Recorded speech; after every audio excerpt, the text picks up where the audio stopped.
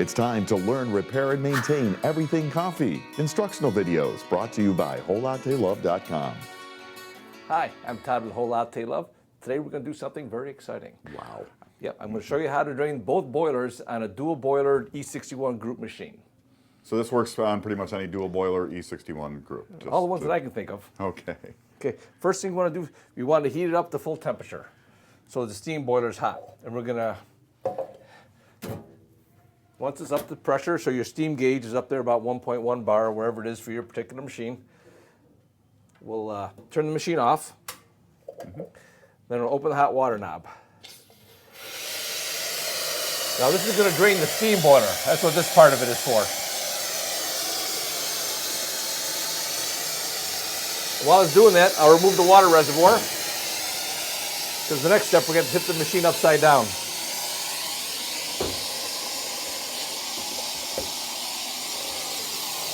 And remove the drip tray.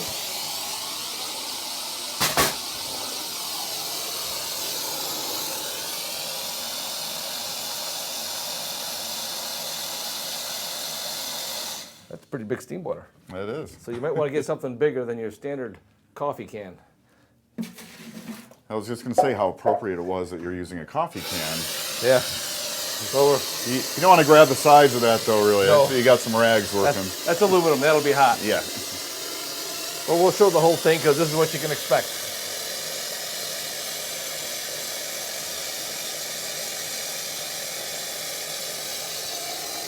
So while it's doing that, actually we're going to raise our lever on the brew group, release any pressure that's in there, okay? You see all the water's out. And we'll just let that go for a little bit longer till it's out. The steam. And this is looking pretty good. Now, what are some reasons for draining all the boilers out? If you want to store the machine, if it's going to be in a freezing location, it's going to freeze. It's good to do. Some people just want to replenish, put fresh water in there so you don't get a mineral buildup inside there. Okay. Okay. Now, normally, if we had all the time in the world, I'd let this machine cool down before I did anything else. But since So that might be a good idea for other folks. since this is a one-take video, we're going to just do it now. Okay. And as always, at your own risk. Yeah. Always be careful. Unplug the machine. Plug it. Yeah. You will lay some towels down at the edge of a counter. In most cases, you'll probably have a sink over here. Take a big wrench, That is put it on big here, wrench. but don't crank it too tight or you won't be able to get it off. You'll scratch it. And just loosen this top piece. So that's the top nut on the Yeah. E61 there. Yeah, I'm going to raise it up in case any water comes out. It'll drain onto my counter, but I don't care. Now be careful that you don't let the wrench hit any of the front here, because that would make for a bad day. Don't want to scratch it up. No, be very careful. If you want to, you can even put a rag on this a little bit if you want to. Keep from scratching that nut up. Yep.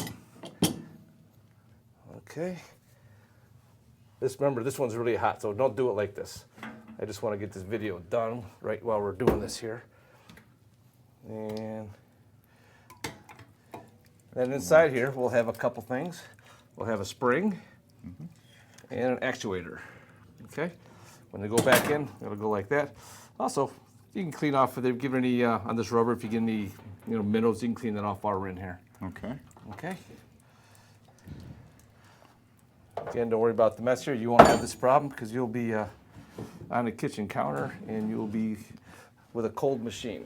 Okay, turn the machine backwards. Now we're going to tip it over on its back, then upside down. So this opening is over your sink. So we go back. Obviously put these down so you don't want to scratch your beautiful machine. And then right over.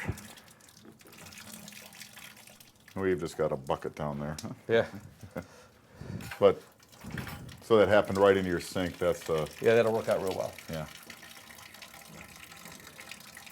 And this will get almost all the water out. You'll be sitting pretty good after this.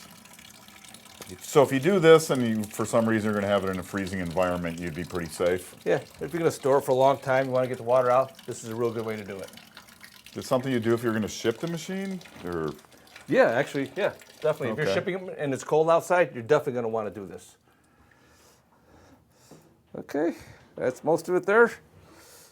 Then you can tip it back up in your machine. is now drained.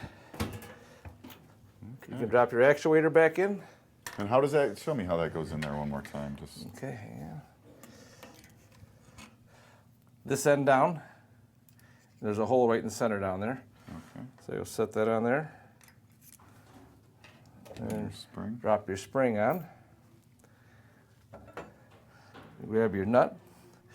Your that thing there. It's still hot. You see you got your Teflon O-ring there. Yep. Okay. And like we said, let your machine cool down maybe before Definitely. doing that part. Yep. Yeah. And then maybe you can put some masking tape on that if you like. Oh yeah, to keep it from Just getting don't want to scratched up. damage anything in these Yeah. beautiful machines. And just snug it down real good, but you don't have to crank it. Not Okay. necessary. All right. And that is how you drain the boiler on your boilers on your dual boilered E61 espresso machines.